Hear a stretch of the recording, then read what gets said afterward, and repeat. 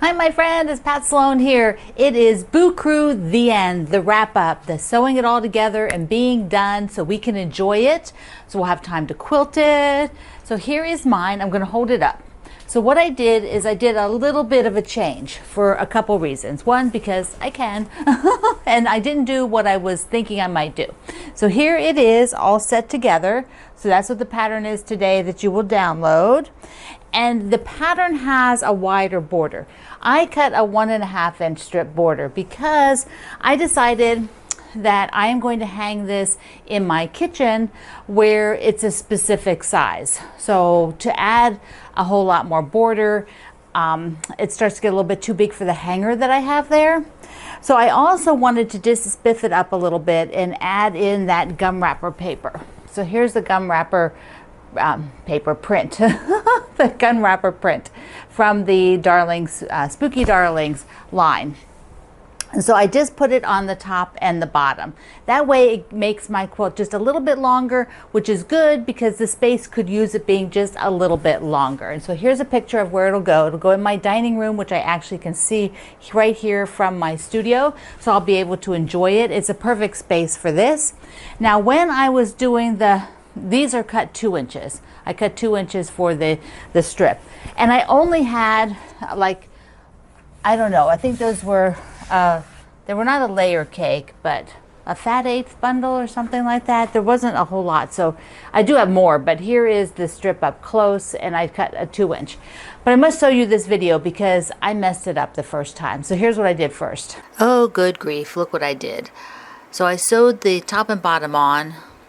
And then look, I didn't even think about that side border. I sewed it on afterwards and didn't notice what it was going to look like until it was finished. So I really do need to take that off. It just looks a bit dorky and it's a quick fix.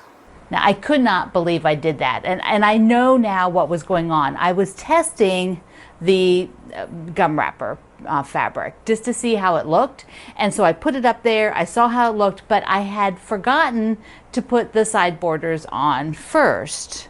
I had them cut and I had already put the top and bottom because I wanted a spacer for the gum wrapper, but I forgot that I hadn't put the sides on. So I saw it, it looked good, so I just sewed it on. And then I went and sewed the sides on. And then I didn't even really think about it, how it looked, until I put it on the wall. And then I was like, no, I can't leave that. That will bug me. I thought about leaving it, but then it only took like 15 minutes. I had to unrip a little bit. I didn't rip off the whole thing. I just, ripped out a few stitches so that I could add to the gum wrapper on either end. Sewed the yellow strips on the sides, and it was already sewn, but like took it back a little bit and cut those off because they didn't need to go all the way to the top. So it was like a 15-minute process. It was not that bad. Okay, he's done. Now I also finished my Midnight Moon blocks. Let me just show you these two. So look, aren't they cute? One of the things I found, let me just show you this video. I did it up close. I did get the last Midnight Moon blocks done. I can tell you that if you do a lot of blocks like this and you're varying the sizes, your smaller patchwork will improve over the time of the project. Next I have the sashings to do, which will have a lot of small pieces. I have 6 sashings for this week by Saturday. I am pretty much on a mission with the Midnight Moon blocks. They're from the Summer Moon book, done with the Halloween fabric.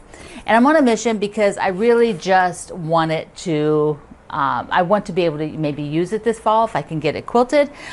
So in August, I am going to be getting all of the sashings done. I think it rolls into September if you're following along on the Moda blog, but I am going to push it forward from that because there's only a couple of the settings that are a little bit more work.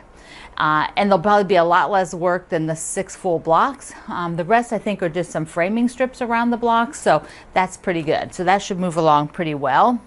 Oh, I forgot to show you the Boo Crew, the cross stitch. All right, I did work on my progress from last week, so I've been working on the kettle, and then here is what the full Boo Crew looks like now. So now you have the whole pattern for it today. It's so cute. I want to make a little pillow out of it. So I am definitely going to be finishing this one up. Just have to keep working on it, just a little bit at a time. Sometimes I get stalled with the cross stitch when I don't have the threads out. And like this one, for some reason, I had like a whole, I don't know, brain fart or something. I couldn't find the threads. It took me like 10 minutes to figure out where I'd put the threads. And it's like, I don't have a lot of places to look. But I did find them. I'm like, what am I doing? It's like, oh. Okay, today I'm doing, well today, this week, Monday through Friday, I'm sharing with you a Shark Week project. And so one that's been out there a long time, but is super, super cute, is the shark fin pincushion. This is a free pattern from American Patchwork and Quilting magazine. The link is down below and at my website today. It is so darling. Now, I have not made that one. The little fin, I believe, is done with felt. So if you don't have felt, I would suggest just maybe using some sort of, you know, maybe like an interfacing or something on the back of the fabric, because the fin's not very big, but it just needs a little firmness. Or stuff it. Make a little one that's dimensional and put a little stuffing in it, or just a piece of batting inside and then turn it, you know, that kind of a thing. So it is super cute. Now, speaking of mine, which my plaids that I showed you yesterday, there is not enough to make one block. Now, did I tell you? I think I told you, like she has the directions just for one block for the pillow. So that makes it a little bit easier because you don't have to sort of root through, you know, she makes it really obvious what you have to do for just one block. So because I don't have enough of those plaids, I had to go looking for other plaids. So here are my options now. Now, Kathy, who is one of our ambassadors, told me I needed a red shark, which would be cute. So first of all, I found this sort of red and blue plaid, which I like a lot.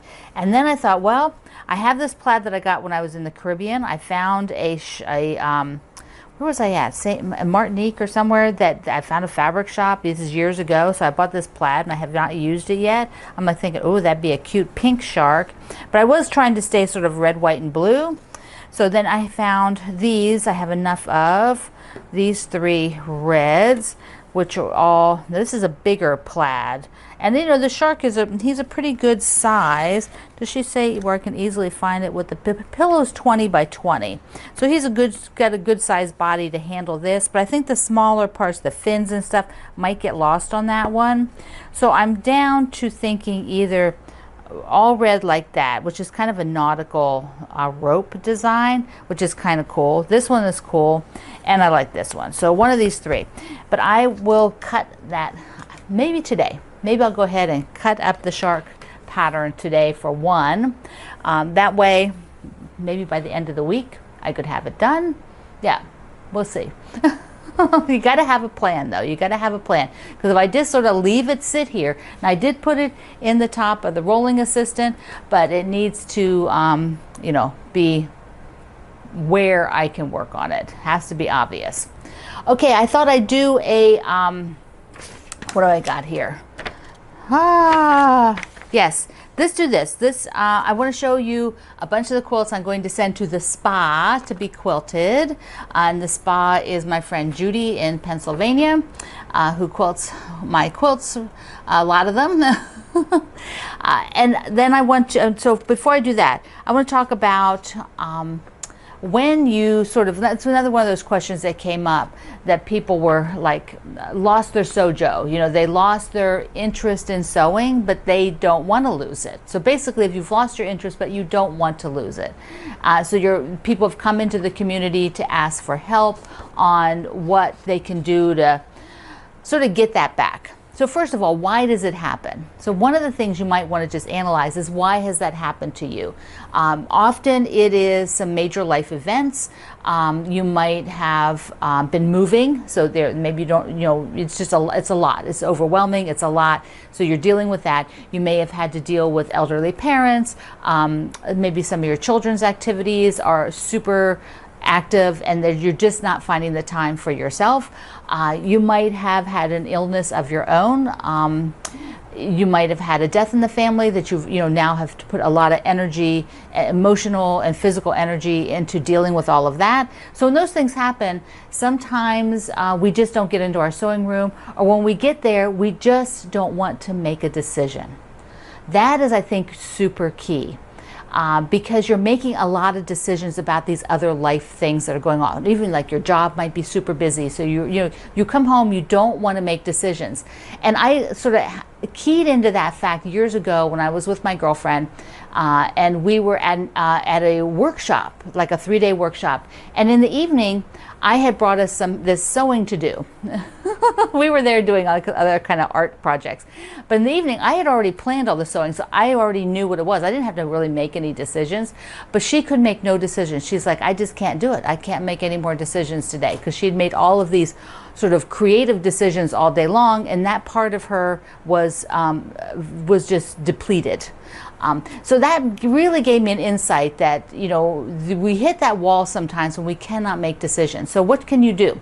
What can you do? Because you really know that it's helpful for you to maybe go into your happy place, go into like a Zen, just to feel comfortable. So you might want to have something simple, maybe like an Oh My Stars, which is super simple. You don't have to make a lot of decisions there. You might just need to go into your space and sit. And when I broke both my wrists, I couldn't physically do anything with my hands. So that meant like I would come in here and I would just kind of like, I could push stuff like this, but I couldn't really, I could use the tip of my finger, but I couldn't bend anything. It was all in a cast. So both. So I would just push fabric around. I had friends who sewed some things for me. So there I got my creative part. Like Greg would organize it and then ship it to them, and then they would drop it off. But I had about 3 months where it was extremely limited what I could do. Nothing to hardly anything. But sitting in your space, and sitting in my space was helpful to me. You can also maybe find a buddy to do something creative with, where the buddy makes the decisions. You don't have to make the decisions. That is just so key to making this work for you, is sort of eliminate the decision-making process. Let yourself do something creative without a lot of thinking. Maybe you just make some of these checkerboards. Sort your fabric, get some fabrics into 2 colorways, and just make checkerboards, one right after the other. One of the things is you sometimes have to force yourself to do it. If you've gotten into that place where you have not sewn for a long time, you can't sort of get your motivation back to do it, sometimes you just have to force yourself. You have to say, okay, I'm going to make one of these tonight. Just one block. Sometimes you just have to say, I'm going to go in there and sort things. And once you make yourself, just say 10 minutes. I'm only going to do it for 10 minutes, and then I'll stop. Once you do that, sometimes you get on a roll and it's more than 10 minutes. Other times, the 10 minutes, you might just sit there in your space and just not really do anything, which is fine, You might have to build back up to it. There's another time when you sort of have a hard time getting into your sewing, and a lot of people say this, is when your environment becomes very cluttered. It's where you can't actually get to your cutting mat in order to do anything. So it's not, to sew, you have to move all this stuff. Your sewing machine is covered with stuff, your mat's covered with stuff, the floor is covered with stuff. So sometimes you have to just bite the bullet and go in there and clean it up. Get it cleaned up, and whatever that means to you, to whatever state it needs to be, so that you can be using it again and making it workable. And that also seems like a big task, and that's also a task with a lot of decisions. And so if you're having decision overload, maybe you have a buddy come and help you do that, a family member who isn't also involved in whatever it is that's depleting your energy. But I hope these help. I hope some of these thoughts help. Good things that come from doing your sewing, and I don't want you to miss out on that, particularly if you are ready to get back to it and you just can't do it. So I hope these tips will help you.